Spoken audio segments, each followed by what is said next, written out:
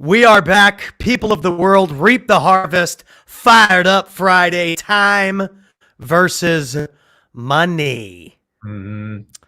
Tough subject for people. Mark Evans talks a lot about the magician versus the mule. Yep. And you and I have seen him speak a few times. We've had the pleasure of enjoying him on stage with, by the way, if you ever get an opportunity to see Mark sit in on a panel or something, the man is extremely entertaining. But I thought he covered it well. The magician versus the mule is a interesting time versus money concept. We're going to talk about that and more when we come back here on Reap the Harvest.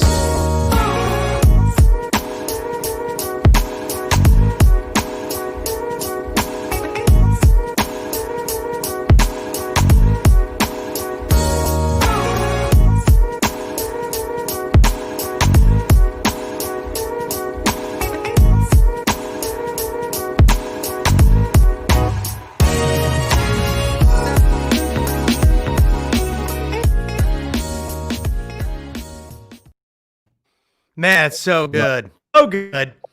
So break it down a little bit where you're at with the time versus money thing, Matt, because I know you're super busy building a team, wholesaling, commercial, a lot of stuff going on for you. So break it down. Yeah, no, I mean, it's the one thing that I was evaluating the other day, I was just like trying to come to, I'm doing a number of different things and I'm super busy a lot, but I was thinking evaluating time versus money, and relationships are actually number one to me. And so I was doing a daily devotional yesterday, just reading some things. And then I follow Mark Batterson. So one of the things I came across was like, define your definition of success, right?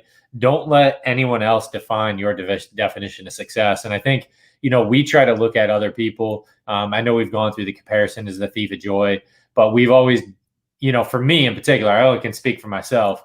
I buddies too that I've talked to, you have your definition of success based off of somebody else's success, or their learned failures that have ultimately turned into their success when you haven't even gotten through those stages of failure, right? And failure is so important, but what is your definition of success? And I was thinking of it, and Mark Batterson had put his number one success is to be a hero at home. And I'm like, that's mine. That's absolutely mine. That's my number one goal. It's not really to really have other people define my level of success, but have me define that and really put and articulate that in my life and put that into and flesh that out in my life.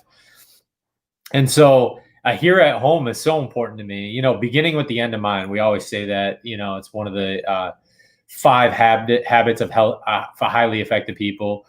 Just beginning with that end in mind, thinking of what that looks like, and really, defining what ultimately, when you come to the end of your road or the end of your purpose in life or wherever you're trying to go, what does that look like? And I just was like, man, my definition of success is completely different than what I think maybe when I get all hung up in the day to day, because I'm always, sometimes I get anxiety driven of, I got to keep hustling. I got to do this. I got to do that. And you may, right? What I was listening to a podcast the other day, and he basically writes down every day the top 3 things he needs to get done. If he doesn't get them done, or one of those doesn't get done, it just flows into the next day, and then he adds on 2 more. So what are the 3 things that I need to get done today? And I already know, like I wrote down my 3 things that I need to get done today. But still, I'm like, oh my gosh, there's so much more I can do. I got to think about next month. I got to think, proactive of locking down deals and make sure the ball is rolling downfield from a transactional perspective. And then also, keeping the end in mind is from a passive perspective. And I just, but I struggle with that. I struggle with, okay, what is, like, how am I creating more time for myself? Time versus money, right? I think, I just wanted to build onto that falls in place with time versus money, but really coming to terms with defining your level of success. What does that look like to you? We can talk even more on that, but what does your level of success look like? Is it, do you want $100 million in your bank account? If that's it, define that and then go after it. Is it, raising a family? You have a family of, maybe a couple kids or whatever it is. what is your definition of success? That's right. I'm circling back and out around with you, brother. I appreciate it. I'll get that into you. I promise. We're working on that back here. But what is your definition of success? And how do you define that? And where is that going to lead you? Where is that going to take you? And then when you get to the end of your road, what is that? That is going to really define you? Is it going to define your character? And that's why I think like everything that I think of right now, I think in steps of maybe 5-7 years out or even longer, right? And when I'm at the end of my life, what does that look like? And I want to make those decisions today that are ultimately going to impact me for the long term. Just being honest and transparent with people. And so we talked about that even a little bit on the previous podcast and definitely podcast before. But time versus money, right? And I say this because I had a crossroad yesterday where I was actually supposed to meet a client somewhere, and I'm like, man, but I actually I had another opportunity to actually create a couple additional relationships with somebody else. So I had some meetings yesterday, actually on the golf course, but I had some meetings today that I knew would create potentially like a couple more opportunities. We're looking at some commercial land that we can create and partner up with. And I knew that there was going to be an opportunity there. So I had to create like a little bit more time because I knew that there was potentially something on the back end of that. So how do you create that, right? Well, you got to create a team around you. And so I think that's, that's what's really the most important is creating those teams. Nothing ever great is done without a team. And, I'm even coming in terms of that as like my journey is that my team needs to get more robust. It needs to get bigger. I need to rely on more people. We need to bring in an executive assistant right now just to handle some of the tasks that we do have so that we can create more capacity and more time. 100,000 that you have to be the mule for is not going to make you the magician, right? When you have to do everything yourself and then you get like anxiety driven because I can't get everything done in one day. Well, then it's much better to make 70,000 and give 30,000 to somebody else and create more time than it is to make $100,000 and run yourself ragged. So the element of time versus money, right? What is that $70,000 to you? Is 70,000 worth more when you can have probably 30 or 40 more percent capacity in your time? Well, then give somebody else, give that leg up. And so that's ultimately, even some of the asset management, I rely on my team to do majority of the work there. And that just really creates, that level of opportunity for even somebody else to grow, like allow them to grow. You need to create leaders within that. So anyways, I appreciate the comments here, brother. Keep coming at it. We definitely need to get back to you. We're going to be circling up. So we actually have a deal right now. It's in Tampa that we're actually taking a look at. We're doing a deep dive on, and we're pretty excited about that. So I appreciate that opportunity, and hopefully we can get into due diligence here in the next week and a half. But so anyways, that time versus money. So I came with that crossroad of creating those opportunities, right? By delegating, some of the remedial tasks to somebody else that can do that for me so that I can focus on larger pieces. I've been actually talking to a partner of mine too. He's amazing. He does some really big things, and he's already done some amazing things in life. But some things are just like a little bit too small for us now. Like I just don't want to think in terms of like 2s and 3s. I like thinking in things of potentially 100s or 200s. So it's creating that level of, all right, how are you maximizing your time? And for me, it came down to that crossroad. I needed to make a decision. So yesterday, I actually gave $1,000 away so that somebody could meet.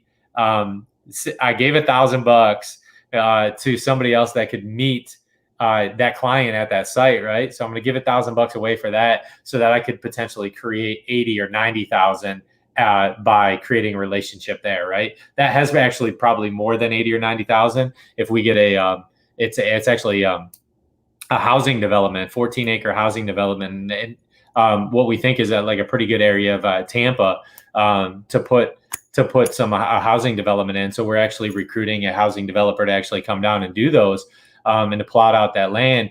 But that's the element of like time. Give up $1,000 to potentially make 100,000, right? Give up a couple thousand to potentially make 100,000 or $200,000. So you have to create that level of, all right, and you have to discern, right? You have to discern what's more important to focus on your time. But what is it that ultimately that potentially can create a large amount of opportunities or relationships? And I knew that was a relationship that I had been, that I planted the seeds probably about 10 years ago, that I watered those seeds. I've maintained that relationship. And he's just been a real mentor of mine.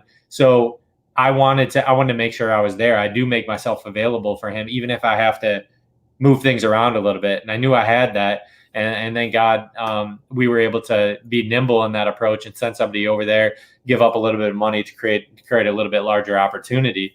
So that's the thing, is it creating time, right? How do you create time? By really relying on other people.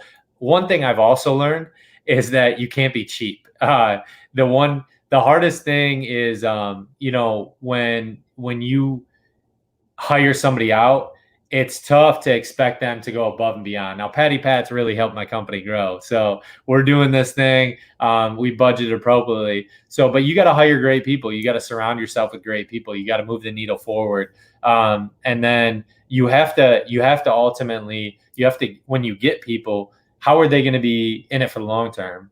You got to incentivize that, right? And then you got to build them up as leaders. And for me, it all comes back down to how I lead at home. And if I lead at home well, I can lead in business well. I can lead other people well. And it becomes second nature, right? So you don't really have to,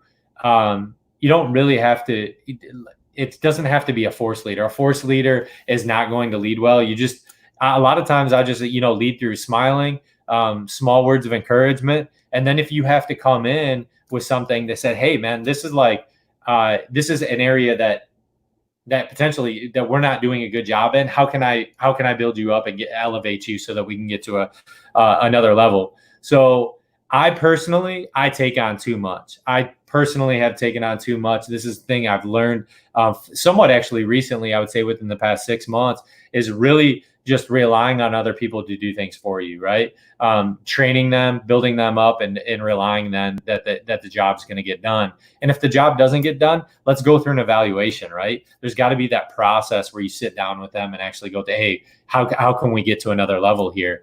But it's going to create that level of capacity, right? And if I can give up 30, 40, 50 grand to make 2, 3, 4, 5, 600,000, add another zero because I can rely on somebody else to do my work. Well, that's time versus money, right? And not even only that, right? It's not just time. Like, what if you don't even add a zero? What is it adding? Is it adding a zero to you personally, right? To your home? That's one thing that's most important to me. That's my purpose and my why is to add a zero to my wife, to add a zero to my kids. Those are adding zeros is just not adding a zero to your net income or your bottom line, right? Adding a zero, because I think in terms of if I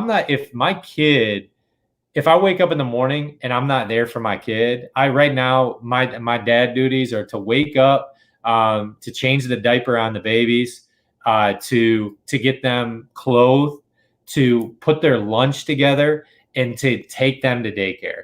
That's my job. And that's my purpose.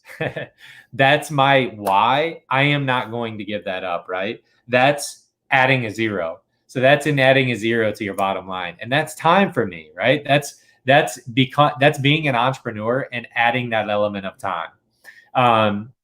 And what that does is thinking when they get into their 20s, 30s, 40s, am I investing enough time in them now where they can make a discernible, I'm praying for them every day that God puts a great man or a great woman in their life, right? That allows them to, and a circle of friends, right? That allows them to be the best people that they possibly can be. And I want to make sure I add a zero, but how do I create that time that allows me to do that? And for me, it was entrepreneurism, right? I have and real estate, utilizing real estate as the vehicle to create that time. But for me, it was really getting to the point of time versus money and how I can delegate. So how I can delegate some areas. I haven't delegated them all, so don't think I got it all together. I don't have it all together. But how can I delegate some areas that give me even more capacity? And then incrementally, I keep adding more and more in to creating more capacity throughout my day. Even small capacity, right? Now I'm at the point where I don't even want to answer emails myself, right? I want an executive assistant that's just going to answer all my emails for me. The reason why is because that holds me up. That holds my process, my decision making on maybe potentially other opportunities. So I have to be discerned in that approach of like, how am I going to delegate that to somebody else that can respond to emails for me and maybe do some of the transaction opportunities for me while I maybe can get, build relationships with other buyers or sellers. Buyers being the most important right now. So that's really where I am. Like I'm taking my focus, my lane of really creating the capacity of allowing somebody to handle those things for me. Because if I make a couple $100,000 in a given year, but I had to work my ass off for it, yeah, that's going to be really, really hard because it's probably taking me away from my family, right? It's taking me away from my purpose, my why, right? And that's most importantly to be a hero at home. And I want to be a hero at home. Most importantly, more than anything else, I love that, is I want to be a hero at home. I want to make sure that I am breathing every day into my wife, that we never lose our vision together, right? That we're always growing together, that I'm always maintaining that relationship with her, and that I'm identifying where she's at, right? I just don't want to work so hard and generate so much income for myself that I lose sight of who she is as a person and what her desires and needs are in her life, because she's amazing, obviously, as you all know. But so time versus money, how do you create that capacity? It's your definition of success at the end of the day, right? My goal at the end of the day is not really to have hundreds of millions of dollars in the bank. That's not my goal, because I know if I have 100, I know the way my mind operates. There's other people that can do that and create time, right? Mark Evans probably being the one guy that we're talking about, right? That dude knows how to create time, and time. But for me, 3 kids, I just know that, as I create wealth, that it can't be subject to it can't be subject to just the generation of my businesses, right? It's got to be my purpose and my driven, my why, which is my family, right? My wife, most importantly in my life, creating that presence, that's where I create capacity. And then, time and money, those will always come. You work hard enough. I still have to, put the effort in between the lines. Don't get me wrong. My kids go to daycare. I still got to come back and work. I got to do these things. But how do you create that capacity? Well, you're going to have to build a team around you, right? You're going to have to delegate some things. You're going to have to really make sure that, or partnerships in various areas where it creates a little bit of time. My buddy Ray Delgado, man, shout out to him. He's done a great job of creating time by delegating some of the transactional coordinator tasks, right? And then what he also takes is just all lead generation from other wholesalers. So he's actually just dispositioning deals because he built a robust, and I'm talking robust, buyer's list. So he's out of Houston, Texas, and he's amazing, but he's creating time, right? And he knows his purpose and why.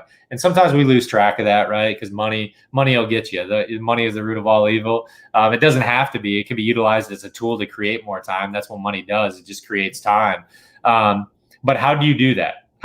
Well, the first thing is define your definition of success, right? And I would write down how much that you need to make, right? What is that?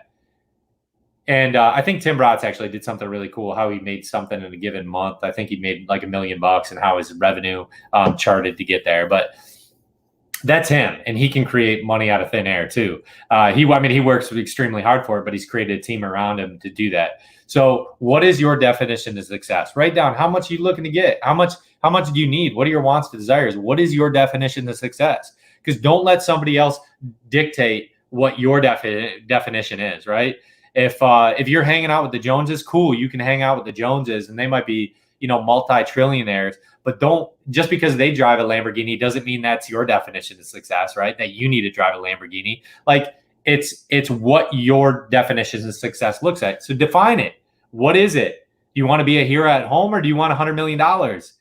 If you have kids, I wouldn't encourage you to go after probably the $100 million, because you're probably going to it's going to be at the expense of your kids or your wife or your relationships. So what does that look like to you?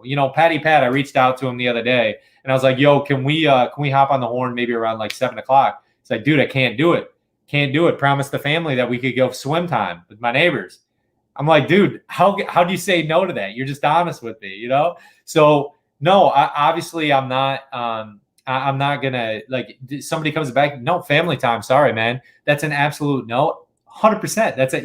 He's defining his definition of success, right? Bleeding into his wife, bleeding into his family, and making sure he's adding a zero to their bottom line before he actually has a financial zero. Because I tell you, he adds more zeros to them, more zeros will come on the other side. So define your definition of success. Write it down. What does that look like? And then, come back at it as, how do you create more time? What is that roadway to create more time? How much money do you have? And how can do you have to do it through partnerships? I do it through partnerships. I have like partnerships all over the place. And that's how I create time, right? I create different partnerships, different relationships that I can do deals with. And then, I have added zeros that way. So within the past 30 days, I've added a couple zeros just because I've had relationships with people. And we talked about just being bold, getting out there, building those relationships. So create that roadmap. What does that look like? It's probably going to be creating relationships, right? If you have a lot of money, yeah, it's a little bit easier, right? So if you have a lot of money, you can go out there and you can say, hey, I can give you, 30, 40, 50 grand a year if you wanted. That's one way to do it. If you're starting up a business, there's another way to do, create capacity and time, is to hire virtual assistants. That's another way. So we have virtual assistants that we hire on. So that's another way to do that. For a more limited cost, if you want to bring somebody on in-house, which we're doing that too. It's bringing on somebody in-house is you're probably going to have to spend a little bit more, right, to get a quality person coming in. I would say, range from anywhere 30 to 50,000. You can bring on. We're bringing on an executive assistant just to handle some of the remedial tasks. So that's another element too that you just need to maybe to focus on, was some of the remedial tasks. Hey, get those off. Pay somebody 30 grand. I'd rather make 150 grand instead of maybe a couple hundred grand, and get rid of all those tasks. It's all remedial tasks that you can get rid of. So that, and then, what's that roadmap and how much capacity does it give you? Somebody actually told me a good way is to write down everything that you do on a given day, and then check off the things that you don't like, and then sub those out, right? Sub those out. Find somebody that'll actually do those for you. So that's huge in creating capacity, creating time that allow you to focus on other things. And then just always, obviously through prayer and petition, for me, is like being discerning in my approach of what I take on and what I don't take on. So I just have to, I have to pray, hey, God, what is it that I need to take on? What is that clarity that I need to take on in different areas of my life? Where do I need to peel back? Where do I need to say no? Because if you say yes to something, you're saying no to something else. You say yes to something, you're saying no to something else. So keep that in mind, right? That every time you make a decision, it's a yes. Okay, this is a no. This is a yes. It's no. No, yes. So think that in terms of like that. Always be conscious of that, but create that roadmap, right? So that's all I got for today. Those two things are just big things, but how do you define success? Don't let somebody define your definition of success. Define it for you and what that looks like. And then build that roadmap of how you can create a little bit more capacity or time. Because I know I struggle with that too. So, overworking to an extent. But I love it. I think Pat was a really good example of the other day. I'm working at 7:00. I was like, yo, bro, you think we can hop on a Zoom call real quick? Nope, dude, taking the kids for a swim. I love that, man. That's creating time. It was just one of those nights. It just was one of those nights, plain and simple. And I was just like, man, I got to do this. I can't just back out now. The I love kid it. already had her tutu swimsuit on. Yeah, the you couldn't say no to that. But I appreciate So, you. Hey, well, follow great. me at Official Matt Tech. Subscribe to my channels. We're on YouTube. Get at it. I'd love to hear any feedback. Daryl, I thank you so much for the feedback and the commentary today. Appreciate it. Had a bunch of people reach out to me. Appreciate the support. Criticism, accept that too. But I appreciate it. We're doing this.